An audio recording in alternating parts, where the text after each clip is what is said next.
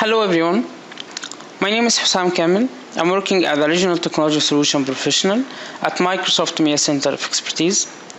Today we'll talk about an introduction to web performance and load testing with Visual Studio Ultimate 2012.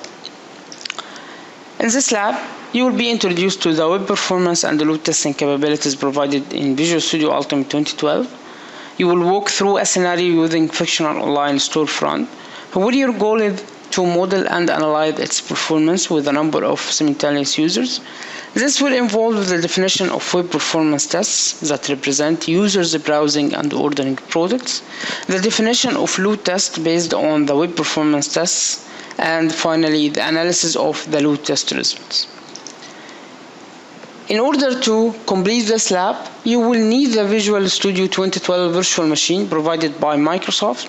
You'll find it at Killer blog at the following URL. Our lab contains 3 main exercises. The first one is creating web performance tests. The second one is load testing. And the third one is executing analyzing load tests. Let's start by the first exercise. In this exercise, you will set up and execute a basic web performance test. This type of test generates HTTP requests, records expected responses while measuring response time and throughput. Let's switch to our virtual machine. I'm logged in with Adam and the password as mentioned on the screen. Let's launch Visual Studio Ultimate 2012. I will go to the start menu, select Visual Studio Ultimate 2012. I will click on New Project. I will choose Visual C# from the template. I will choose Test and then Web Performance and Load Tester Project. I will keep the default name as and I will click OK. This will create a new Web Performance and Load Tester project. But what about the existing web performance and load tests? The existing web performance and load tests that were created in Visual Studio 2010 will continue to run in Visual Studio 2012. But the version of any test controller must match the version of Visual Studio. The new performance and load test project is created with a default test setting called the local.test setting and a single web test definition, which is called the web test 1.webtest. This web test definition file contains the no recording, so I have to add a recording. From the test editor, I will choose add recording. Internet Explorer and the web test recorder should now be open and in the record mode, which you can verify by looking at the toolbar at the top of the recording window. You can pause, stop, and reset the recording at any time. Please note that while the web test recorder is in the record state, requests will be recorded completed with a think time. Keep this in mind as you record a scenario as you think the average user would pause on the product page, wait for a few seconds to make sure your credit card is correct, and so on. We are not just recording this web test to ensure that the requests and the responses are correct. We will use that to do some load testing later on. In the next steps, we will play the part of a customer browsing the site by clicking on a few products and drilling into product details. The goal here is to create a profile that represents the typical browsing scenario for the site for a single user. In Internet Explorer, I will click on Tailspin Toys button in the favorite bar. This will launch the Tailspin Toys website. Note that the request is being logged in the test recorder panel. I will choose Model Airplanes button. Then I will click on the Force Coffee Flyer. And from You Might Also Like, I will choose Tray Research Rocket. And I will click Stop. Once the web test recorder stops recording and returns to Visual Studio, 2 tasks will commence: detecting the dynamic parameter and running the recorded web performance test and displaying the result. You'll see here that the test has been run and the result is passed. and the dynamic parameters has been detected. The dynamic parameters that cannot be detected during the recording will be detecting after we stop the recording. Example of the dynamic parameters include cookie values, ASP.NET View state, query string parameters, and the post parameters. Extracting the dynamic parameters when they are first used will allow us to use this test to run it anytime in the future, and therefore we will be able to utilize them as a part of a load test. Let's take a moment and go through the recorded web requests and see that query strings parameter were automatically extracted or not. So if I expanded the first one, the first request, I will see that the query string parameters are automatically extracted. The same for the second one and the same for the third one. There are two types of rules that can be applied to the response to each HTTP request. Those are validation and extraction. Validation rules can be used to verify that pages have a specific text, tags, attributes, or form fields on them. Extraction rules can be used to store result in the test context as the name value pair. And these rules can extract form fields, text, attributes, headers, regular expression, and hidden fields. In the Solution Explorer, click on webtest1.webtest and right click and choose rename. Let's rename it to browsing. This will make it easier for us to identify and track all the records that we will make in the future. Let's take a look into the sync time that we use during our recording. So navigating to set request details icon and click on it. This will open the request details panel. The panel contains the request URL, the reporting name, the sync time, and the response time goal. Let's make sure that the sum of all sync time are no more than about 15 seconds. This will help ensure that we can get a good results when we create a load test later on. Let's just change them to 2, 1, 5, and 0, and click OK. This will save the new request think time. Now let's add another web test to represent a customer that browsing and purchasing a product from the Tailspin Toys website. To add a new web test, click on Project, Add Web Performance Test. This will open Internet Explorer with the Web Test Recorder panel. Click on Tailspin Toys button in the bookmark. This will open the Tailspin Toys website. Click on Paper Airplanes and select the Wingtip Toys Stunt Plane and add it to the cart and click on Checkout. For the checkout form, this will require some information. So let's add a sample data.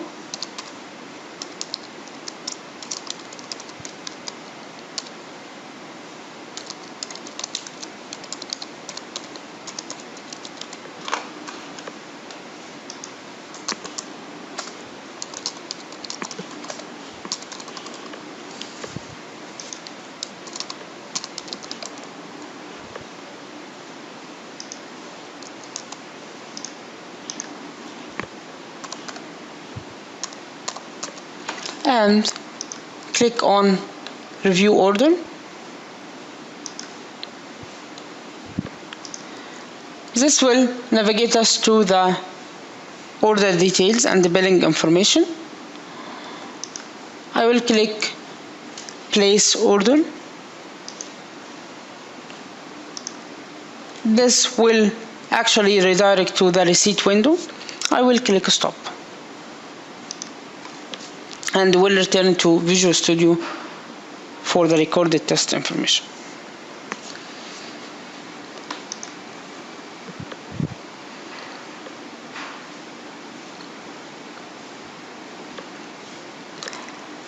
Let's actually rename the current web test to Buying response.webtest as we did with the browsing one. In the test result window, note that the test run that was automatically kicked off ended up failing. Double-click the result will open the test result details window, which contains a sequential of HTTP requests and response and some Visual Studio test context and other details. Scrolling down to the last request, you will find that it failed, but the status code showing that it is 200 and the request and response tabs are actually looks fine with no errors. If you click on details, you will see that the test failed because of response URL validation. Response URL validation rule was expecting to see the same response URL that was recorded during the web test definition. Close the test result detail window to return to the buying web test editor. Now that we understand why the web test failed, we can make a modification so that it will succeed and still give us a good test representing a user browsing for and ordering a product. Scroll down to the validation role, choose the response URL, right click, select delete. This will delete the validation role. Before we verify that removing the response URL validation role fixes the problem, let's take a look at the recorded sync time to make sure it is appropriate. Select the request details. For the purpose of this demo, let's make sure that the sum of all sync time are no more than about 30 seconds. This will actually help us ensure that we can get a good result when we create a load test later on. Let's just modify it.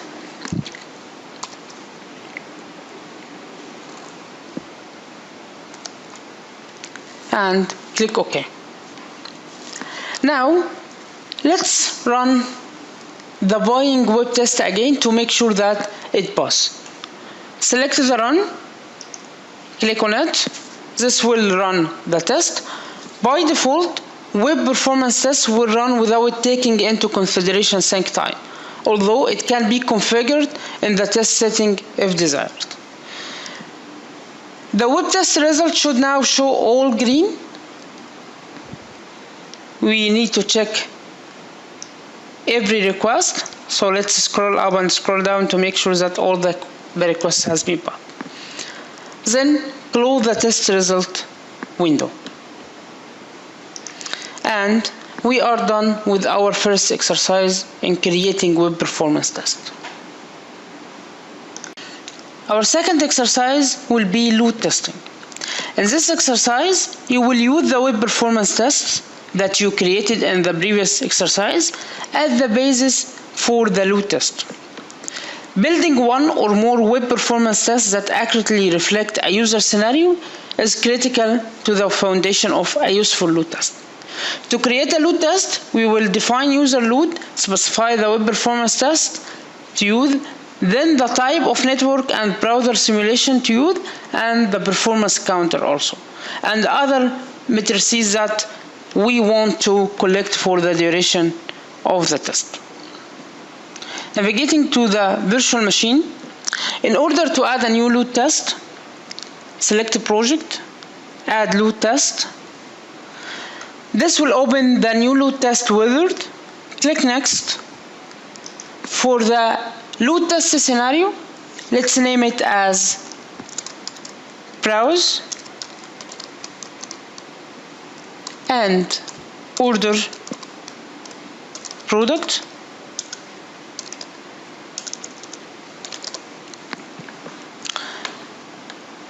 Leave the default think time in place and click next. Use the constant load testing which is the default option, but let's actually make it 5 users instead of 25.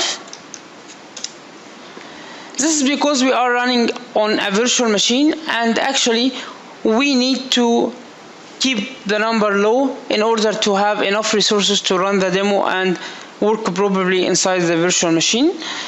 The limit of the number of virtual users that you can use in your load test has been removed in Visual Studio Ultimate 2012.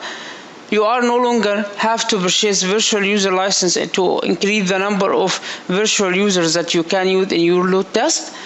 The Visual Studio Ultimate 2012 trial license, however, does limit you to 20 virtual users and only allow local tests.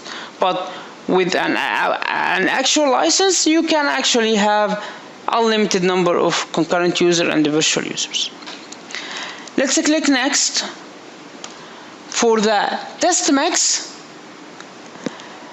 let's actually choose based on the total number of tests, and in order to view the description of each of those models, once you choose any of them, you will have a description on the right hand side actually showing you a full description about the test mix model. Let's say that our production side logs gives us some indication of a percentage of browsing users that end up making purchase. Select the first option that model the test mix based on the total number of tests, and then select next button to continue. I will click next. For the test, I have to add the tests I need to run during this load test. I will click add. I will actually select from the testing window. I will select both browsing and buying and click add, and then click OK. Please note that load test can include a mix of coded UI test, web performance test, and even other test types such as unit test. It is important to note that for coded UI tests, you need one virtual or physical machine per user that you can simulating, since it assumes that it have control over the entire user interface. So please take care of this note. Let's say that our production logs tell us that 25 of the users browsing the site end up buying something. So this actually allows us to change the distribution to reflect our knowledge about the actual customer scenarios. So let's say that 25% of users will do the buying scenario, and 75 of the users will do the browsing. Let's click next. This will actually redirect us to the network mix option. In the network mix, this screen allows us to choose one or more network types and specify the distribution of those types across the tests based on the execution by the virtual user. Let's select the LAN as our network type and click next. Please note that network emulation will not work when operating within this virtual machine environment. This is because the URL under test will always loop back to the local host. Let's keep the LAN as is and click next. For the browser mix, this screen allows us to choose the browsers types and specify the distribution of those types across the tests to be executed by the virtual users. The virtual users that we have just selected in the screen, those are the 5 users that we have set for the purpose of the demo. Just like the network mix, this allows us to more realistically model how the users will interact with the website. For the purpose of this exercise, let's leave it at 100 with Internet Explorer 9 as the main browser. Let's click next. The counter set window will allow us to specify one or more computer and the counter set from each computer to gather the performance counters during the load test. Let's select add computer and type VS2012 for the computer name. The counter set will be populated automatically for us, so we have just to select what counters we are interested to gather during the load test. I will select the ASP.NET and SQL Server and click Next.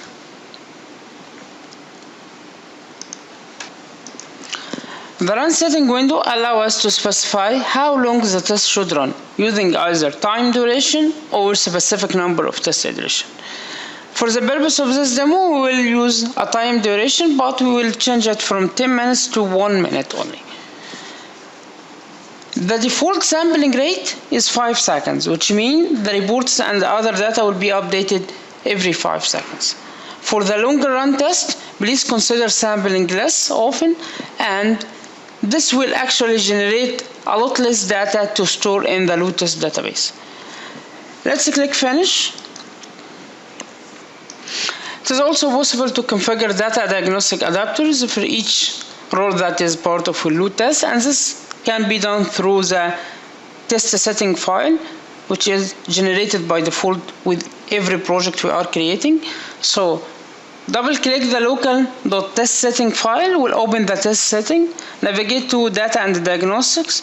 You will have a list of data diagnostics adapters which is available for you out of the box with every new project you are creating. For example, ASP.NET Profiler, Event Log, and IntelliTrace, and others.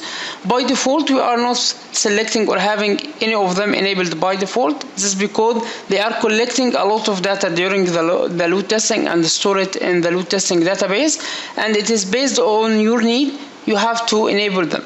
So for example, enabling any of those adapters is done by just clicking enable, and if it has another configuration option to select, you can just click configure and add whatever information you need.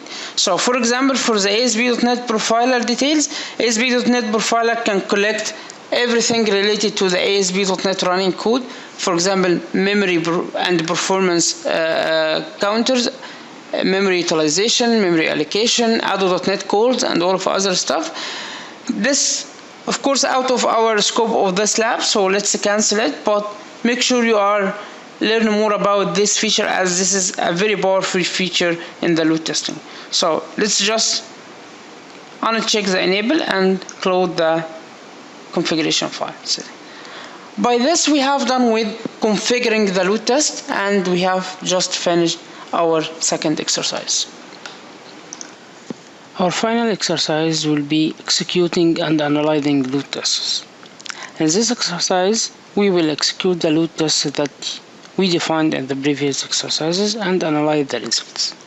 Let's switch to the virtual machine. Let's open the load test, the one that we have just defined. Then go to Manage Test Controller. In this window, you will see that controller is mapped to local no controller. Let's just make sure we have the correct database so that we store the load test result. Click on the elapsed button. Let's set the proper SQL Server connection. So I will choose VS2012. And I will use Windows authentication, and then I will use load test 2010 as my database.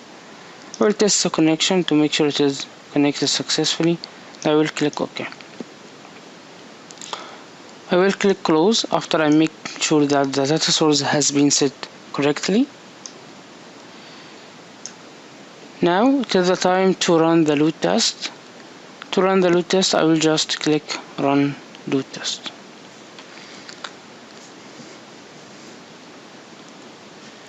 Once the load test initialized and start its 1 minute run, load test result window will load with graph view visible. The graph view contains 4 panels, and this is a default view.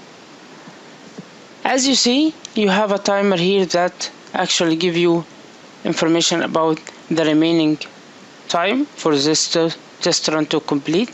You may see some threshold errors and violation in the counters, and this is actually due to running in a virtual machine environment.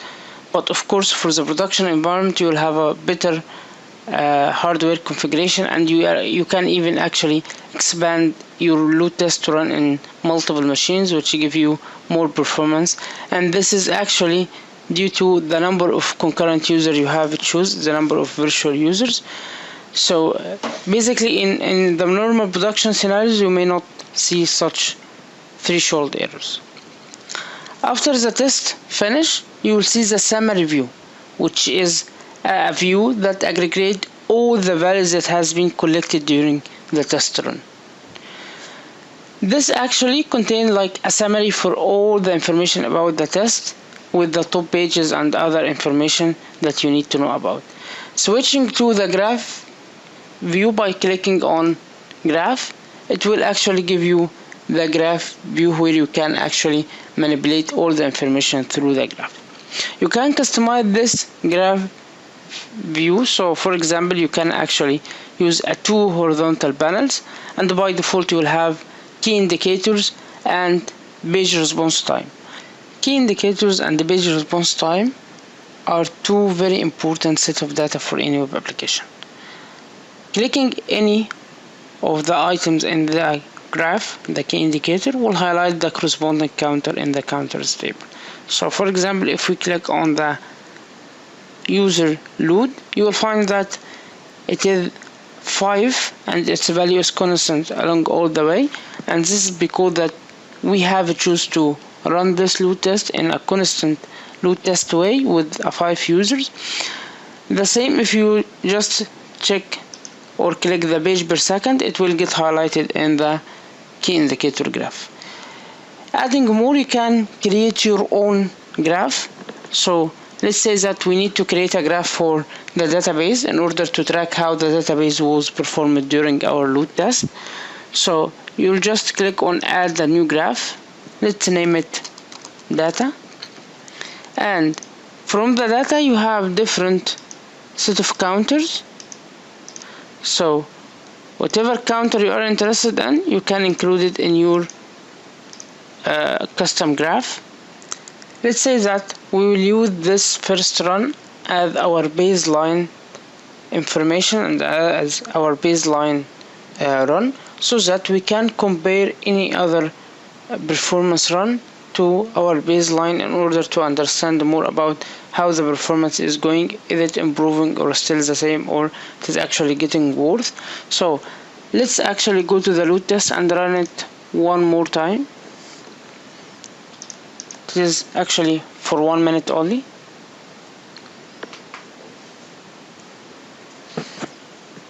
The same, we will have the key indicator, we will have the page response time. Let's run it for 1 minute, checking the result. Have the data, the counters that we have just created, the average page time. You can choose actually to key indicator instead of our custom data, which doesn't have any counter associated with that.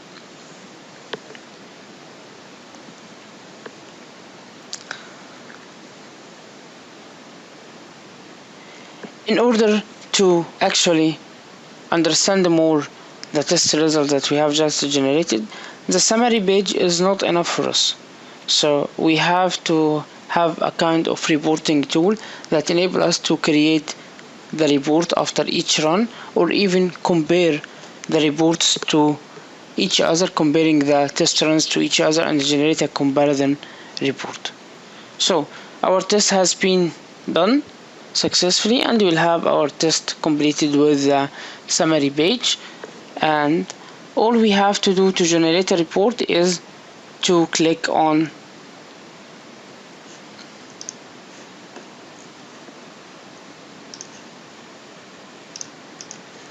to create a new Excel report. You have just to click on create Excel report. This will open the Excel, ask you whether you need to create a report, use an existing report, or edit an existing report. I will choose to create a new report, and I will choose trend. Then I will give it a name like trend report, Then I will click next. I will choose at least 2 run in order to have this trend, so I will choose the last 2 runs. You will have like a predefined counter selected by default for your report. So let's just include another counter, which is the batch requests per time for SQL Server per second, and click finish.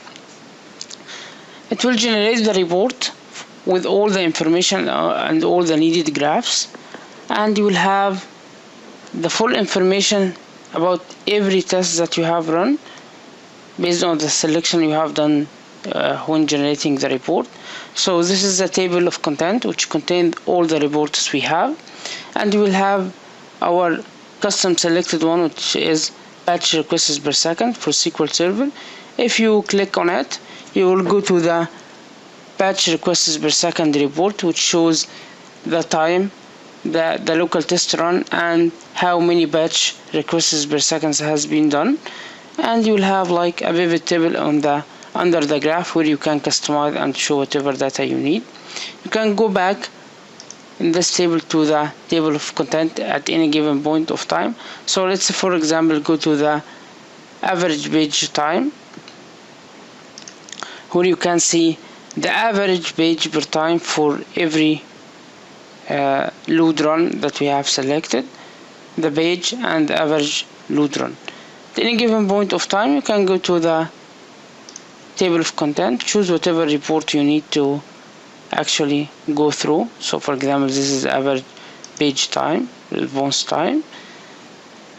This is a sample of the Excel reports. With this we have done with our final exercise. So let's close the Excel and close Visual Studio.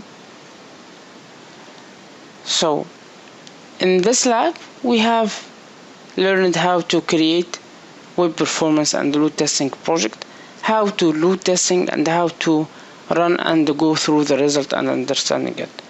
I hope this was useful for you. Thank you so much.